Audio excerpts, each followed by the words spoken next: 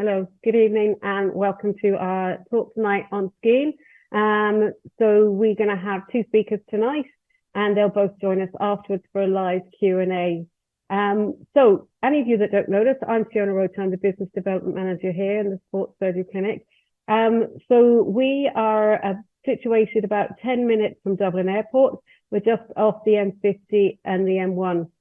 We're a leading orthopaedic clinic and we're internationally and nationally renowned. We're leaders in hip replacement, knee replacement, shoulder replacement. We also look after spinal surgery, shoulder surgery, elbows, hands, knees, really everything. And soft tissue injury like the ACL, and we do knee arthroscopy. You'll hear a bit more about the knees during the talks. Hopefully you won't need us after your skiing holiday, but Brian Devitt will be talking more about those ACLs. So we have 3 MRIs here and a CT scanner. We've a state-of-the-art physiotherapy and sports medicine department. We've over 30 orthopedic consultants, and all our physiotherapists, nurses, and strength and conditioning coaches are specialised in orthopedics and MSK. So tonight, like I said, there's Dr. Neil Welch and Professor Brian Devitt are going to join us live for a Q&A after the presentations. Now you'll see a tab there, ask a question. So if you can type in your question, we will endeavour to get through them all tonight if we can. And if any come in late, we can also send you responses tomorrow. You'll also see another tab there for other events. So you will be able to go in and see this afterwards, or if you want to direct any friends to watch this afterwards, it will be up on our website. Now there are other events on there that we've done in the past that might be of interest to you. Like golf events, hiking, running, all those kind of sports injuries, which you can go in and have a look at as well. And we do have future events there that will be happening. We have a golf evening in March of this year. So the first speaker tonight is Professor Brian Devitt, and Brian's going to be talking about the knee injury, and it's called Après ski. And then there'll be a second presentation after that, and I'll see you then. Good evening. My name is Brian Devitt. I am Professor of Orthopaedics here at UPMC Sports Surgery Clinic, and I'm a knee surgeon. So the title of my talk this evening is Après Knee, Prevention and Management of Knee Injuries on the Ski Slopes. So now that many of you are going away to ski resorts, this is hopefully some salient information that should help you on your journey and try to avoid some ski injuries. So I'm just going to start off with a video. This video is a classic example of what happens on a ski slope. So you have friends who are laughing at you falling, but oftentimes the fall is an injury. So I just want you to hear what happens now as this skier comes down the slope. You hear that snap? Well, if you look at the person, that snap is not the skis coming off. That snap is the ACL rupturing. And you see that the individual is coming down the slope, probably at too high speed, and leaning back onto his skis, and that's what's causing the injury. And this is a classic example of how an ACL ruptures on a ski. So I was lucky enough, as part of my fellowship training, that I was away in Vail, Colorado, which is a ski resort, and one of the forefathers of treatment of ski injuries is this man here, Dr. Dick Steadman, and unfortunately he passed away just last year. But he described the ski as the ideal device to rupture an ACL. So really you have to be cautious when we're using skis, because there are a high rate of knee injuries associated with skiing. In terms of skiing, it's good for our business because people go away and injure themselves. It's a hugely popular sport. You see nowadays many people are heading away to slopes as holidays become a little more accessible, and it's a very enjoyable pursuit for the whole family. But it is a risky sport, and we see here just the idea of the type of knee injuries we get. So 35%, the majority of injuries occur in the knee, and that relates to what Dick Steadman said about the ski, because it's a high torque object that you twist at your knee because your boots are held in place. But you also get other injuries associated with skiing. The equipment has changed markedly over the 100 years or so people have been skiing. And what you see here, the old-fashioned skis where people had much lesser binding and the boots weren't as high on the ankle as they are nowadays. You see the modern boot it goes up to the 2/3 the way up your shin, and your ankles are essentially fixed, that it just allows a bit of flexion and extension at the ankle, but very little rotation. So the rotation doesn't occur at the ski, the rotation tends to occur at the knee, and that's what happens in terms of getting ACL injuries. You'll often hear the people getting skis and then getting bindings, and the bindings are tightened up. So when you go to an instructor or a person who's giving you your skis, they will often talk about the din. And the din relates to how tight the boot is fixed to the ski. So when you are a very aggressive skier, you want your boots to be really tightly fixed to your ski. But when you're a more novice skier, you want your boots to be able to come away from your ski. So if you have any suspicion or suggestion of knee problem, you should probably get your din fit very low so your ski comes away from your boot and you don't turn your boot and your knee and cause an ACL injury. So the terrain and conditions are also very important. If you notice that the individual fell on very deep snow, but equally if you have icy snow or very slushy snow, they can grab your skis and be at high risk of injury. And unpredictable behavior from people who are on holiday, probably drinking a bit too much, and or potentially just being a bit risky on holiday, they can cause collision type of injuries, which can often give rise to injuries themselves. So if we look at the example here, this is from Deer Park in Utah, where they give an example of how people have injuries, and they tend to be novice skiers where they're leaning backwards and they're not leaning down the mountain as we're instructed, and that creates the skier to be off balance. The hips tend to be below your knees. The uphill ski is unweighted, and then you tend to fall on the inside of the edge of the ski, and this causes the injuries. This causes your knee to be in a vulnerable position as the ski twists. As I said, the unpredictable behavior, it's great fun and the Après ski, but it's also when you're coming down the mountain with a few pints on board and you don't have that neuromuscular control you perhaps had in the morning, or perhaps even in the morning, you're a bit hungover and you're going skiing. It does increase the risk of injury, unfortunately. And unfortunately, you just can't legislate for stupidity. So there's many things you can do, and this is an example of unpredictable behavior.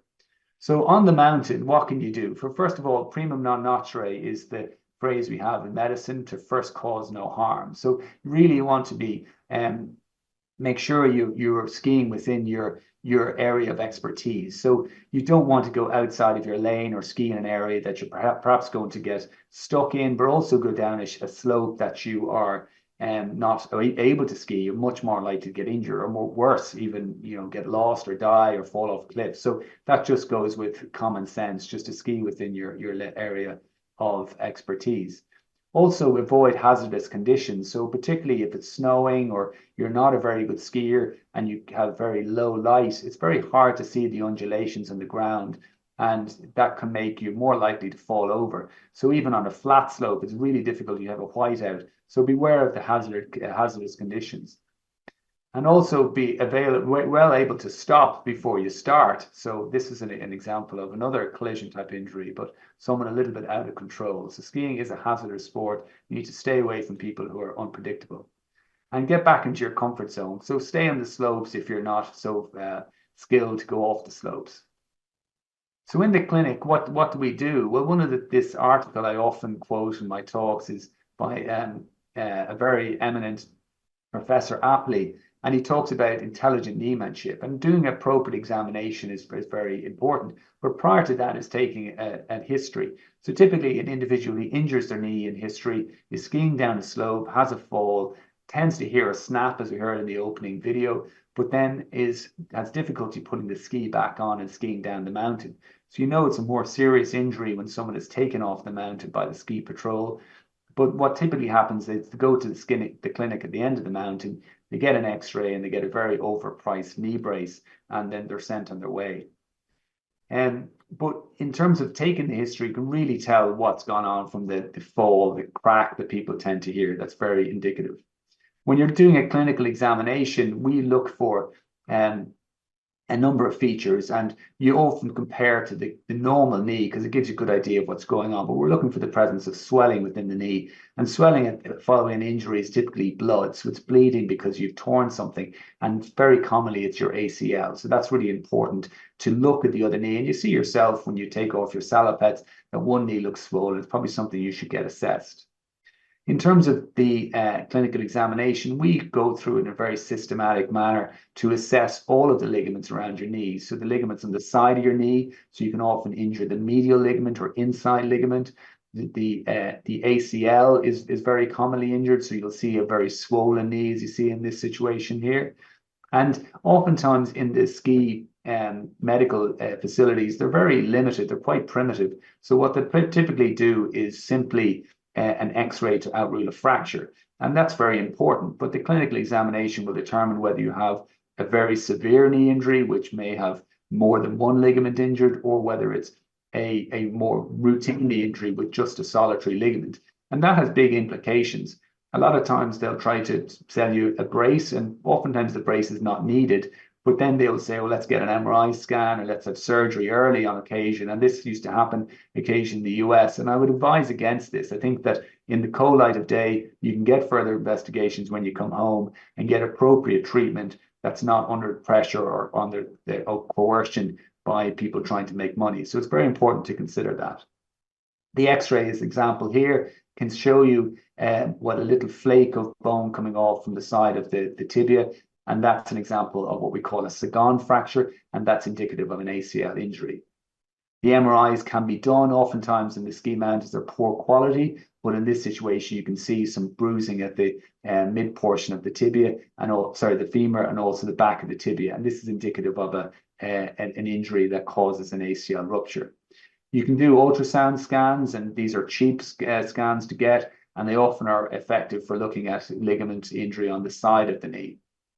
And then referral. So the referral is very important. So getting back to your home country is key, and being packaged and getting back safely. So that's very important. So as I said, in the cold light of day, this is when we really should see people, when we can just assess them appropriately. We take away the drama, we get them back where they're comfortable and the anxiety is lessened, they speak the language, and we can explain things and get the appropriate investigation. So early diagnosis is important. We need to know what we're dealing with, but oftentimes with knee injuries, we don't have to rush into surgery. And sometimes if you have decreased range of motion or your muscles aren't working properly, delayed management is much more appropriate. We then also discuss the treatment. Not all knee injuries require surgery, and I often tell people they should try to avoid surgery if they can, but certain situations will warrant surgery, and we'll go through all of the options with you in the cold light of day. We remove the splints as soon as possible, and a lot of times these splints are unnecessary, particularly when they keep a knee straight.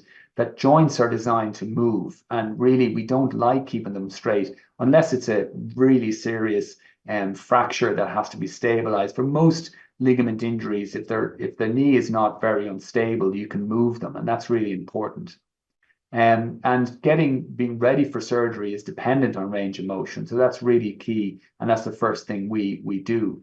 We also get people to weight bear as tolerated. That cartilage doesn't take a joke, and cartilage doesn't like not being loaded. So it's really important that we would get you back weight bearing as soon as possible, because if you're to have any knee surgery, we typically get you weight bearing very quickly afterwards. So it's very important that you're able to do this before surgery. So that's one of the things that people do. They get assessed, they get moving, and get back to their normal activities.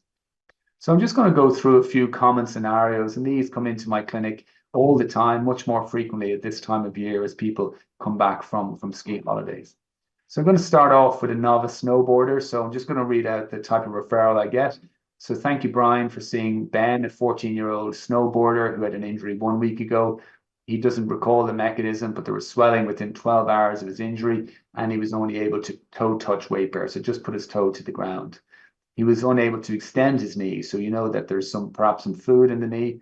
An X-ray of plain film was unremarkable, except for some fluid within the knee. And an MRI was performed, which showed a small fracture to the inside of the knee and a sprain to the medial ligament. Also sprain to the ACL. He's currently in a brace, and I've advised him to non-weight bear. His mother will bring the films with her. So this is a very common condition we get.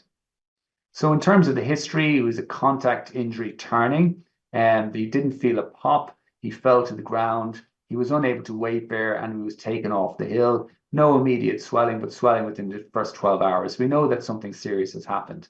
On clinical examination, then, he held his knee in a flex position, so unable to activate the muscles at the front of the knee. He was walking with a limp. He did have normal alignment, which is important, and some swelling within the knee was what we diagnosed. And then he was unable to straighten his knee by 10 degrees, but had good flexion, and then had a 1 degree laxity or a slight sense of instability of his medial ligament, and he had a negative Ligament test. So that means that his ACL felt intact. So if we look at the x-rays here, we see that this is a juvenile because he still has growth plates, and there's no evidence of any fractures on these x-rays, so that's very reassuring. And then the MRI was performed, and this is what we see in MRI. We look for the presence of whiteness on MRI, so that indicates fluid on these sequences. So we see on the inside of the knee, the fluid is in this region of the medial ligament here on the inside of the knee. And we see that the ACL is this ribbon-like structure in the middle. And it does have a little bit of fluid in the knee, so we know that there's been some damage, but the ACL in this situation looks intact, which would be in keeping with the clinical examination findings. So this individual was just treated non-operatively and allowed to get on their way. So they escaped a major injury, which is very good. So that was a very common scenario we'd see. A lot of times we just give people reassurance, but we assess them thoroughly, do the proper investigations. So this is the second scenario, an experienced skier. So had a history of a high-speed fall turning on a steep slope, so akin to the first person we saw in the video. Heard a loud pop. Hopefully his friends weren't teasing him as he fell like the other individual. Tried to stand, but the knee buckled, had to be removed from the mountain by the ski patrol and had immediate swelling. On clinical examination, once again, when you have swelling, you typically are unable to straighten your knee. So people will see that a lot. Couldn't weight bear, couldn't stand on the leg, big effusion, and what we call ecchymosis, or that's bruising. We like using fancy words for bruising. So ecchymosis on the medial side, the inside of the knee, bruising on the inside of the knee.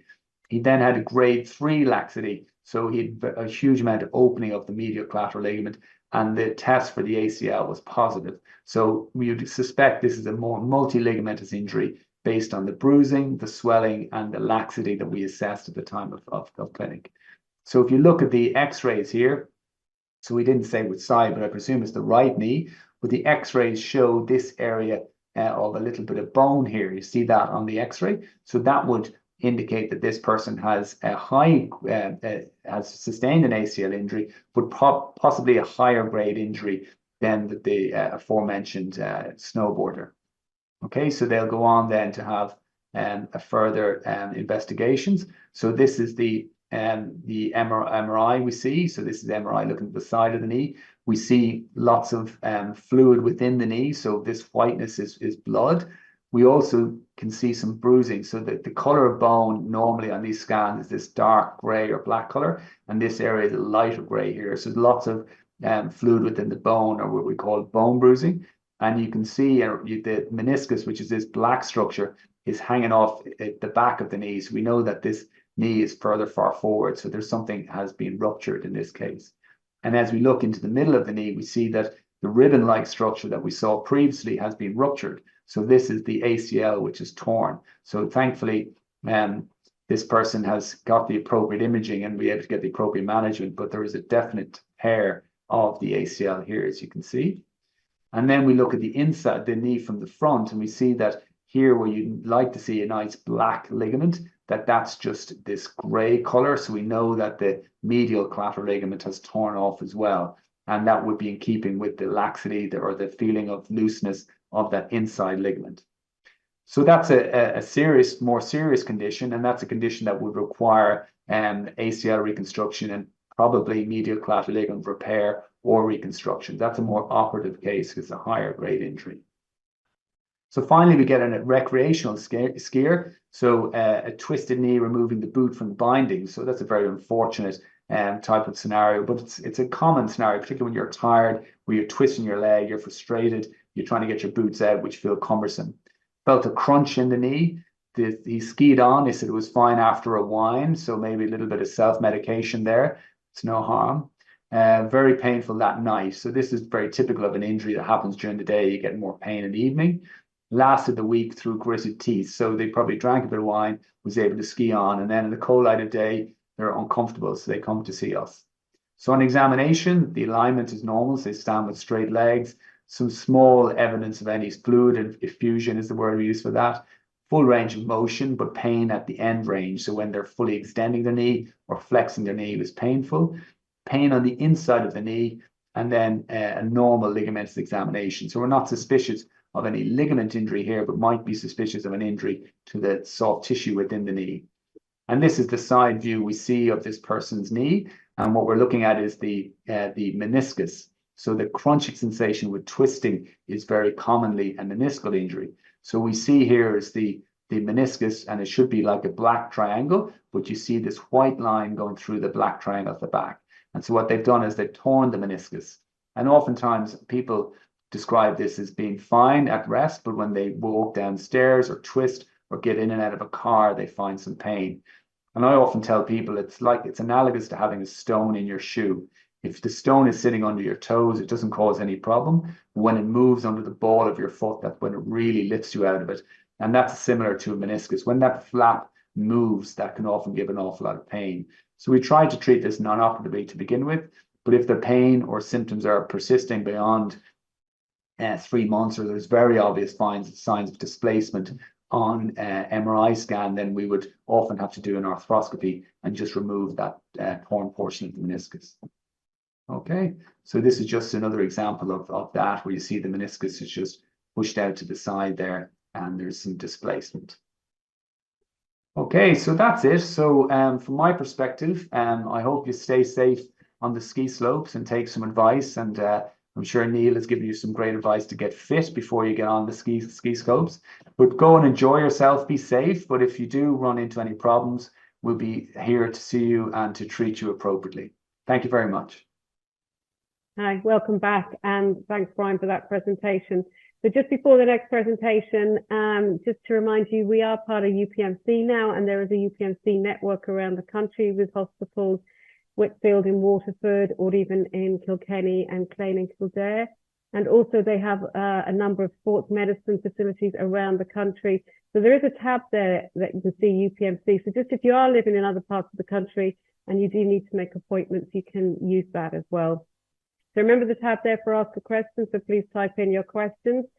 And that Neil Welch and Brian Devitt will join us live after Neil's talk for a live Q&A. So here is the next presentation about fitness for skiing, and it's Dr. Neil Welch. Thank you. Hi there, everyone. My name is Neil Welch. I oversee the testing and lab services at the UPMC Sports Surgery Clinic in Santry. I'm going to talk to you today about getting fit for your skiing holiday in 2 weeks' time. Okay, I'm going to expand on that a little bit as well as we go through. What I think it is worth doing is kind of revisiting skiing a little bit. So I'm just going to show you a clip here of what the very highest level looks like. But what I wanted you to do is just to get a bit of a sense of some of the forces that are involved during skiing, the movements that we have to undertake. Oftentimes I think we perceive skiing as quite a leisurely activity, but the harder we ski, the higher the intensity the exercise becomes.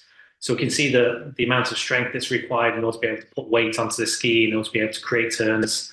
We can see here in slow motion the body positions that are required, and the flexibility that's needed in order to be able to position ourselves in order to make a turn. And okay, none of us is going to be skiing this fast on our holiday, but I think it just gives you a bit of a sense, or the aim of it is to give you a bit of a sense that it's a relatively tough physical activity that we're undertaking. So the big question, possibly one we've tuned in for this talk: how do I get fit for skiing in 2 weeks? Well, the answer is you don't. Now, don't worry, the talk isn't going to end there. What I'm going to do is hopefully give you a few tips where you can get a little bit fitter and a little bit more prepared if you have left it to the last minute, but hopefully help you to build some behaviors that you can build into your weekly lifestyle, I guess, and prepare you for any kind of future endeavors. So the aims, I want to highlight the physical demands of skiing and snowboarding. And when I'm talking skiing, I'm going to encompass both sports. I'm going to give you some specific guidance to help you get fitter prior to your holiday, and then also help you plan in order to be able to get fitter before you go and maybe stay fitter throughout your day-to-day life. Okay, and why can I talk about this stuff? Well, it seems like a very long time ago, and it is 15 years ago. I was working as a strength and conditioning coach with the England development ski team. My role there was to help prepare the skiers for the physical demands of their sport.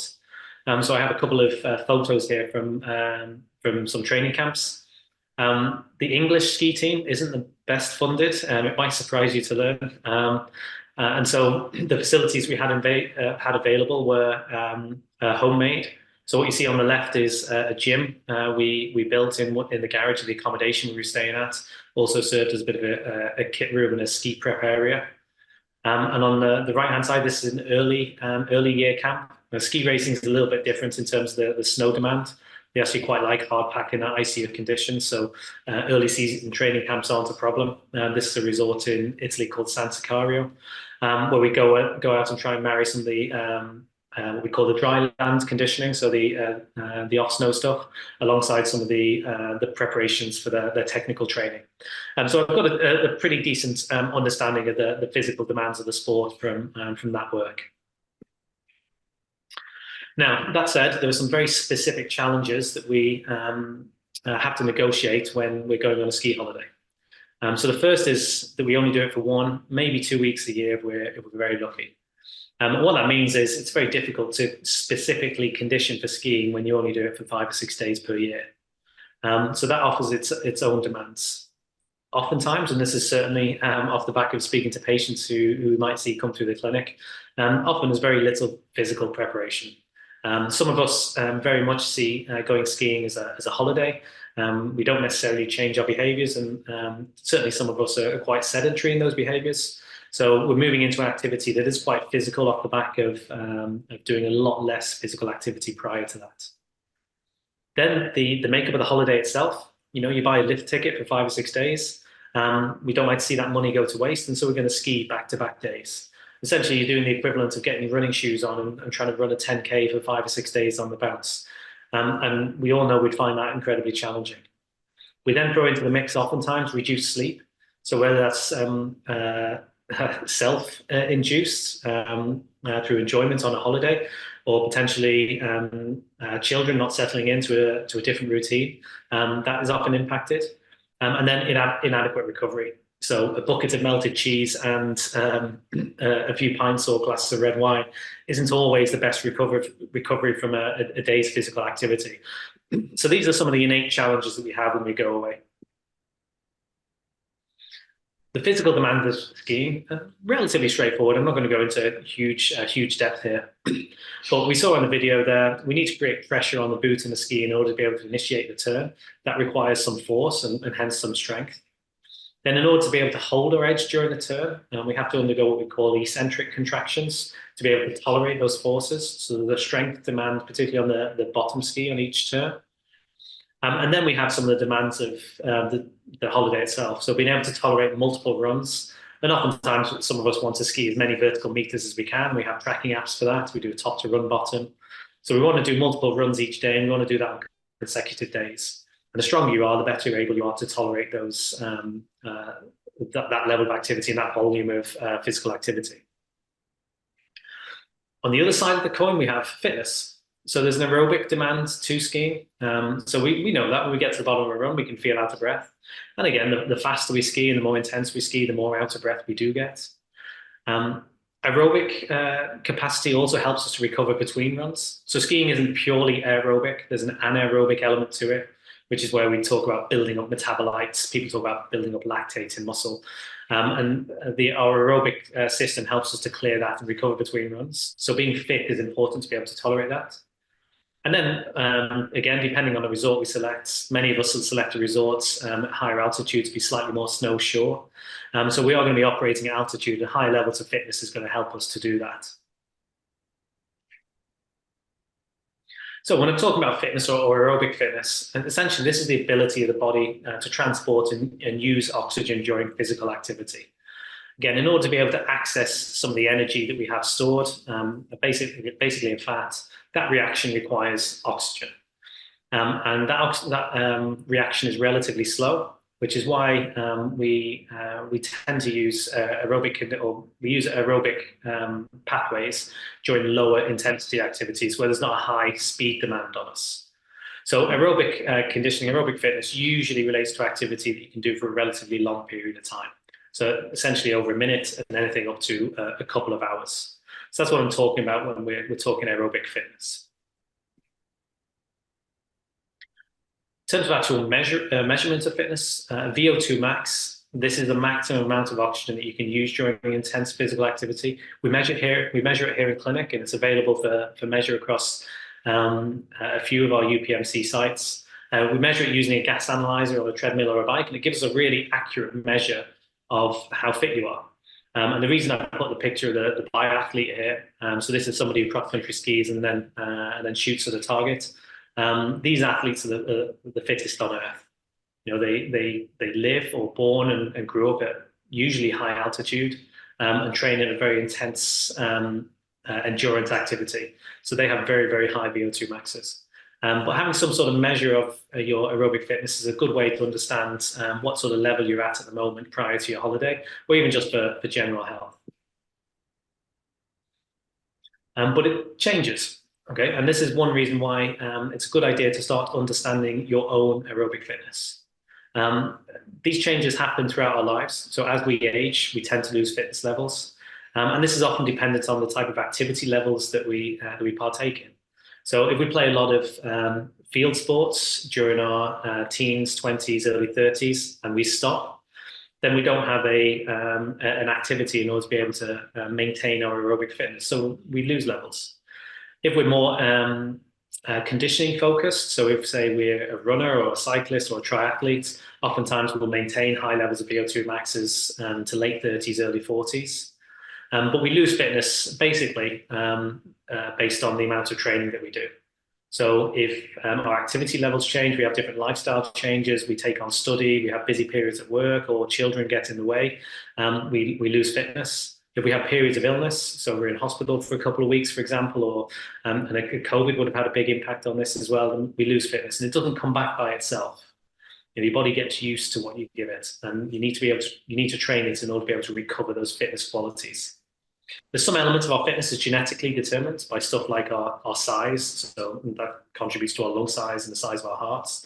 But we can all improve it, and I imagine there's very few of us who are engaged in the talk tonight that has reached our peak. So we can definitely all improve.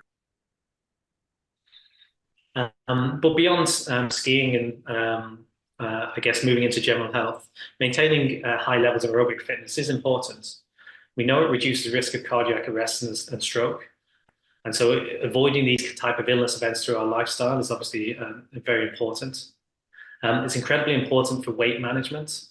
So exercise is often perceived as being important for weight loss. It's actually the other way around. It has very little bearing on the amount of weight we lose. That's all diet-based. But it is really important for not putting weight on. So as soon as we stop aerobic conditioning, we tend to pile on the pounds. We know there are mental health benefits to aerobic training as well. So, you know, people talk about the runner's high, but we have social elements, feeling good about our body, and a kind of wider array of mental health changes off the back of physical activity. We feel better, we have increased energy levels, and, you know, as the reason we're here for the talk today, we have more enjoyment in our skiing. So, how do you get fit? Well, first of all, you have to pick an activity. We don't get fit by sitting down watching Netflix. So there are plenty to pick from. I've just given a small list here. between running, cycling, rowing, spin classes, group training. These could be kind of free weights type classes, and boxercise, this type of stuff. That a myriad of options in your local gym. Companies like Bike, Row, Ski, who are very conditioning focused, power walking, rollerblading, unicycling, whatever it is, anything that gets us a little bit out of breath. And the reason I say you've got to pick an exercise, it has to be enjoyable as well. I'll come on to why that's important shortly. Then we broadly have to pick an intensity. So we have to figure out how hard we want to exercise at. And again, oftentimes I think this is driven by what we're comfortable doing. Some people prefer a bit of a blowout, and they'll reach instead for the high intensity interval training. That's the HIIT there. Because they prefer to get very out of breath, get very hot and sweaty very quickly. Some people don't enjoy that, and they prefer a steady state, lower intensity form of exercise, going out for a longer time period. But it's personal preference. And both of these intensities will improve your aerobic fitness. But the most important one is picking one that you will do. And in terms of the frequency and the volume, 1 to 2 times a week and up to 3 hours is enough in order to be able to reduce risk of cardiac episodes and stroke. Obviously, you can exercise for more than that, but as a bit of a baseline, if you're looking to try and improve health outcomes and get a little bit fitter, the actual requirement isn't that high. So in terms of exercise intensity, generally we measure this using heart rate. Now, a lot of wrist-worn devices will be able to give you a heart rate measure. And while it gets less accurate, the higher the intensity that you go, it should give you a pretty decent ballpark. If you do have access to a chest-worn heart rate monitor with your watch, then that's a much more accurate version. And essentially, we're looking at different training zones based on the percentage of your maximum heart rate. Now, in terms of building aerobic conditioning, aerobic fitness, then zone 1 and zone 2 is really all you need. So relatively low intensities, quite low intensities there, 50 to 60 and 60 to 70% of your maximum. And provided we spend enough volume up to 3 hours a week, then we're going to get a little bit fitter. So you don't always have to exercise to very high levels where you're feeling very out of breath and fatigued in order to be able to improve your fitness. And this leads then to the type of sessions that we can do. And again, like you're looking at a cascade in terms of intensity. So 30 minutes of a low intensity exercise, going out for a fast walk, a jog, a bike ride at zone 1 will get you fitter. And doing that over for multiple sessions over a long period of time helps you to stay fit. If we're a little bit tighter on time, or we prefer to be working at a slightly higher intensity, then the middle row there, 4 lots of 4-minute work with 2 minutes rest between repetitions and a short warm up, will have you done in about the same time, about 30 minutes. But working at a slightly higher intensity at zone 3. And then the final one, this is when we want a big blowout. So we're doing 45 seconds of high intensity work up at zone 4 or 5, with 90 seconds rest between reps, and again, a short warm up. Now, all of those sessions will take a short period of time, but if we do them a couple of times a week, will help to build your aerobic fitness. And this is all doable a couple of times a week in the run into your ski holiday. So we've got some idea of the sessions, but what is the true secret to getting and staying fit? Well, it's simple. It's consistency. I'm sure there's lots of that I'm talking about today in the session that isn't new to you. You all know that in order to be able to get and stay fit, you need to be able to do it over a longer period of time. But building consistency is essentially forming a habit, and there's certain things that you can do in order to be able to help do that. So the first is to create a schedule, is to look at your week, see what you're normally doing, and find a window where you can do this exercise. So work around your study, work around your work around the picking the kids up, and find a couple of windows a week where you can do the volume of exercise that you're looking to try and do. Then you want to set up a reward structure. Forming habit is about creating positivity around the activity that you're doing. And if you're rewarded for doing it, that helps to build the habit. So it might be, if you're looking to do 2 sessions a week and you set out a month on your calendar, if you do your 8 or 9 or 10 sessions, depending how the month falls, if you complete all of those sessions, then you might reward yourself with takeaway pizza, a trip to the cinema. Again, like you can pick the reward structure, but it will help to add buy-in to your training. Accountability is often very effective. So this could be starting a training program or a training routine with somebody. So whether it's a partner, a sibling, a friend, even just engaging the services of a coach, essentially makes you feel a little bit sheepish if you don't do it. But that accountability is often important for people and helps keep them on the line. And again, once that habit is formed, then you're more accountable to yourself necessarily than somebody else. Setting targets is also a good way to build consistency and drive and motivation. So it might be that you're looking to try and get a certain 5K time and achieve that. It might be that you're looking for a certain volume of training across a period of time, across a year, across a month. And again, it can be very rewarding to hit those targets in the same way that if you have a to-do list and you cross off all the tasks, it feels good. That's what we're looking to try and do around your fitness training. For some people, sociability is very important. So this is where sports or activities like CrossFit have become really popular, because it's not just about the exercise, it's the friendships that are formed around it. Some of us aren't. Some people are happy jumping on a bike for an hour or two by themselves with the headphones on or without headphones and just getting to their own headspace. But if sociability is something that's important to you, I think it's a good idea in order to be able to build this into your training. Measurement and seeing progress, again, kind of fits in with the targets. Using the apps on the phone in order to be able to track your volume and stuff like your resting heart rate is, again, another measure of fitness. Maybe the weight lifted if you're using weight training in order to be able to build a little bit of fitness. Anything that helps drive consistency. And then the final one, as I talked about, is assessment. So if, say, for example, you come in and have your VO2 max measured, you go away and train for 8 to 10 weeks and come back and remeasure, then first of all, there's a bit of accountability. We have some targets, and then you can actually see in black and white that you've made some progress. And again, that helps to drive some consistency. So in terms of some tips for enjoying your holiday, and hopefully I've kind of banged the drum enough throughout the talk here, to do some aerobic fitness work in the lead-in. Even if it's 2 weeks out, if you get 4 sessions in, you're going to be a little bit fitter and you're going to find your holiday a little bit easier. If possible, try and use mixed methods. So I know I haven't really touched on strength work today, but if you can do some fitness and some strength work, it's going to help you tolerate the demands of skiing much more. And again, you'll get more enjoyment out of your holiday.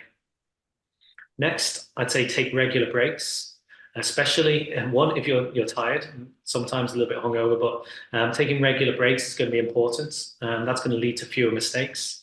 And if skiing at very high intensity, again, it's just worth bearing in mind that your body's going to take its toll on its body, again, particularly towards the end of the week.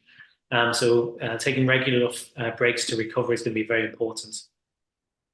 This is quite a specific one to skiing. But when you get your skis, like if you don't have your own, you're renting them, or even if you do have your own, you have them set up, just use the recommended DIN settings on the binding. So a DIN setting is how tight the boot is held into the ski.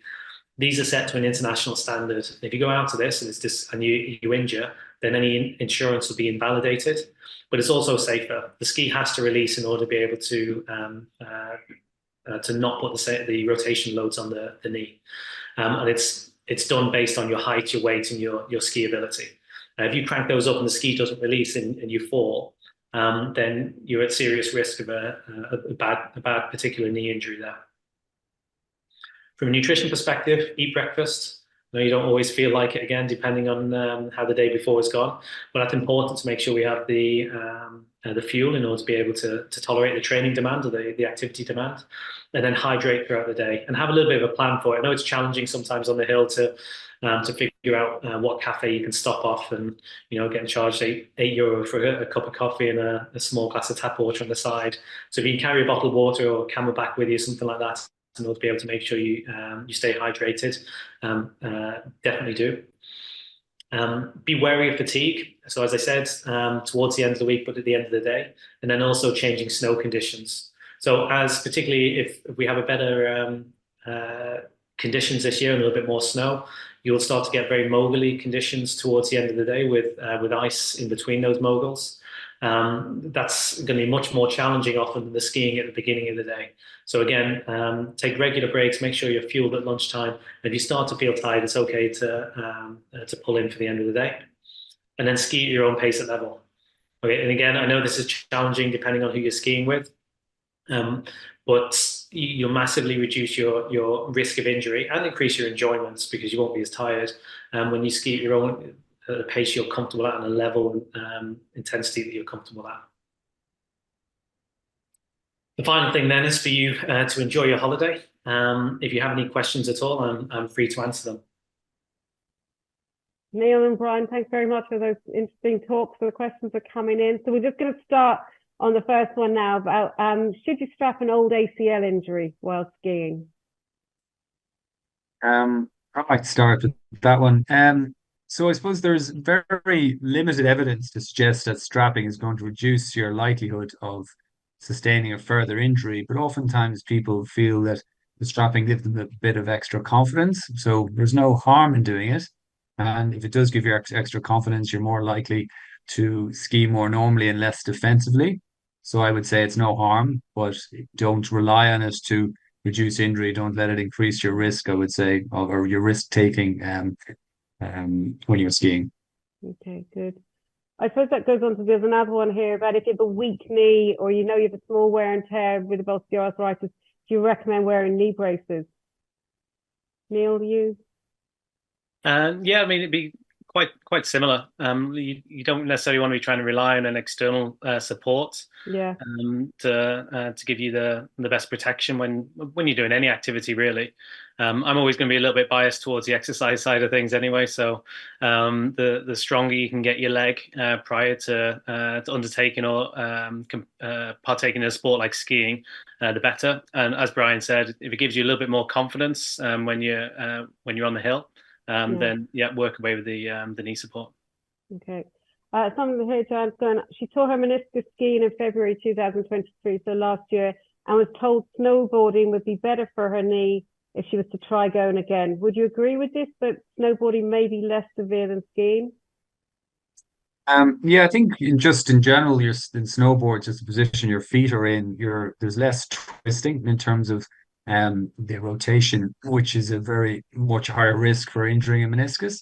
You tend to flex your knees a bit more, your body weight shifts where you're leaning forward in your toes or your heels.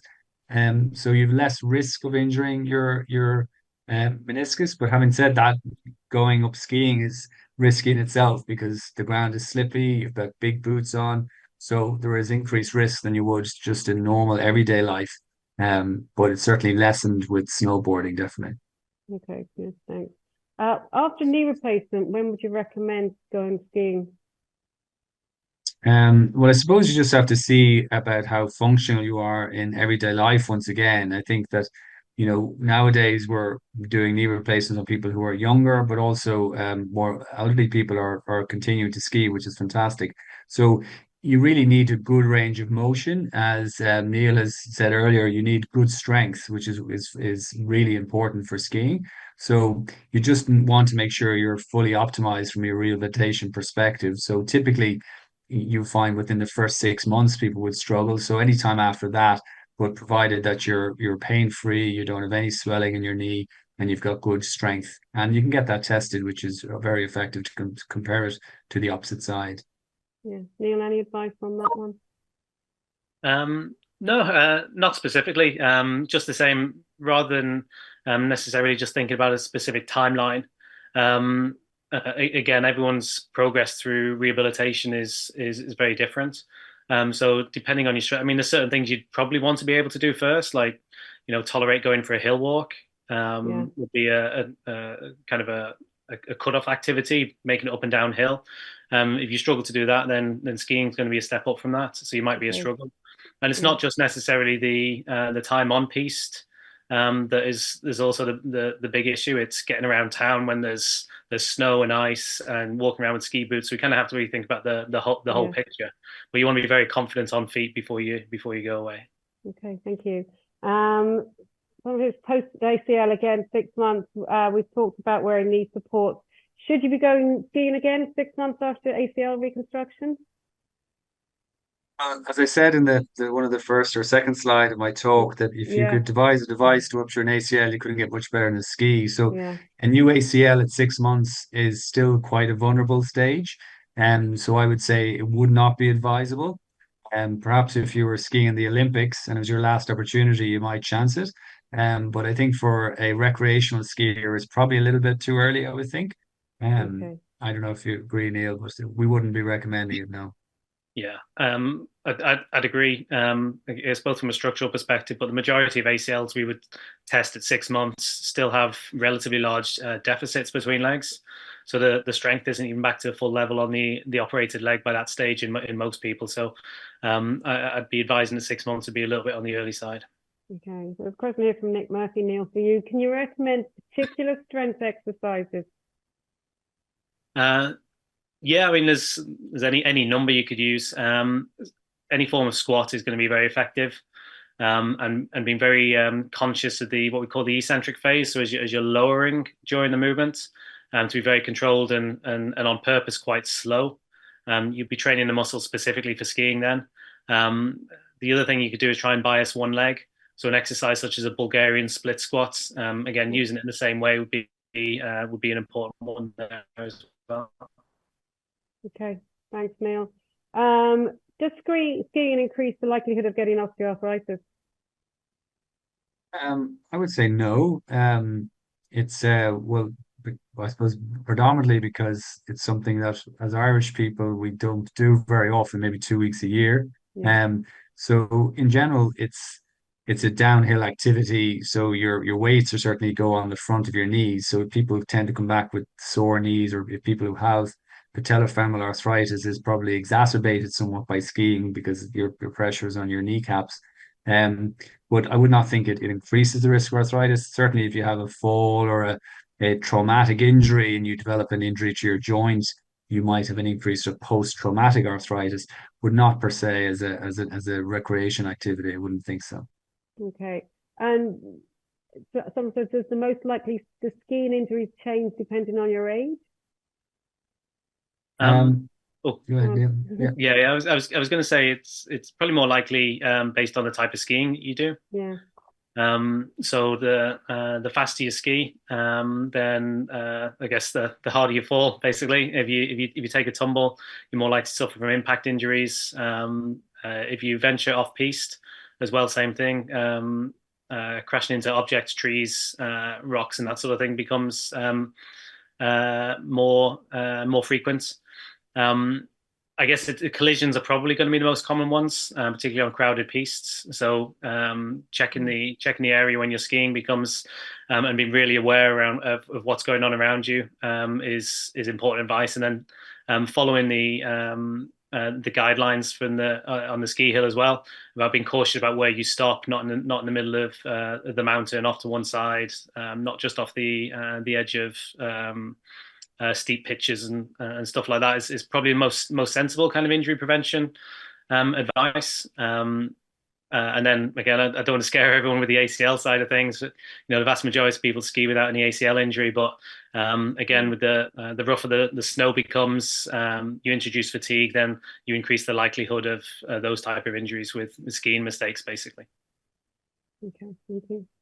Okay, Neil, another question for you here. How do you rate swimming as a form of exercise? I noticed you didn't include it in your possible forms of exercise. Yeah, it wasn't a pop-up swimming. It was a careless omission. Anything that gets you out. I mean, I don't like swimming myself, so that would be maybe one reason why it's not in there. But anything that's you're going to do to get you out of breath on a frequent basis is a great form of exercise. So if swimming's your weapon of choice, then yeah, it's a great exercise. Yeah, okay. Brian, someone else who sea swimming might also acclimatize you to the cold, so there might be an advantage. Good one. Some ACL 9 months ago, they're still struggling up and down the stairs and doing all their rehab. So do you think, now you probably won't be able to have this completed, but they'd be able to ski in 2025? So they're 9 months now post ACL. Yeah, so anterior knee pain is what typically is the reason for people to struggle going downstairs. So it's not uncommon after an ACL injury, even though that's not a typical site that people injure as part of the mechanism of injury. But it's an area that the cartilage, particularly in women, we find it that it gets a bit softer under the kneecap and can get a bit sore in the post-operative period. one of the things that's really important is to maintain your quadriceps strength, but don't do it at the expense of causing a lot of pain. So just doing specific exercises that can, target to have the quadriceps, but don't kind of put them into a position where you're irritating the patellofemoral joint is important. But certainly it's not uncommon to get. It typically settles down. And given that that's 13 months away, I'd say if that person were to, liaise with a good physiotherapist, a strength and conditioning coach, and go through a program, shouldn't be no problem skiing in 2025. Good, thanks, Brian. Question here. I had a HTO, which was a high tibial osteotomy, successfully with us in 2017. Now the other knee's not great. However, I am active and relatively fit. Do you think I'd still be okay for skiing? Absolutely. There's no contraindication with skiing with a high tibial osteotomy. I think, if the other knee is bothersome, you just perhaps to get that a little investigation to see, even a basic x-ray to see how that is. But also if the person's relatively fit, they probably need to work a little bit on their specific fitness prior to embarking on skiing, because it could be a pretty miserable holiday if they pull up sore during the trip. Yeah, okay. Last question is kind of a diet question. Does high protein diet stay strong on the slopes? Does anyone want to answer that one? Is this to be able to get away with the fondue? Mm-hmm. Like not necessarily to stay strong, but certainly to help recover. Definitely, if there's any muscle soreness after a day skiing, then having a high protein diet is really beneficial for that. As I mentioned in the talk, the main thing is the preparation beforehand. So the stronger you fit you are going in, the better you're going to be on the day or on the holiday. Eat the protein, but don't depend on it. Okay. Neil and Brian, thanks very much for joining us tonight. Just a reminder for everyone that if you want to watch this event, it is on the website, and all our events are there on the website too under public talks. So there's skiing, golf, hiking, walking, running as well there, and all our speakers will be there as well. So we will send out a survey. It's really important if you can send us back your information. We will use it in the future to help us decide what talks to do, and anything you suggest would be helpful.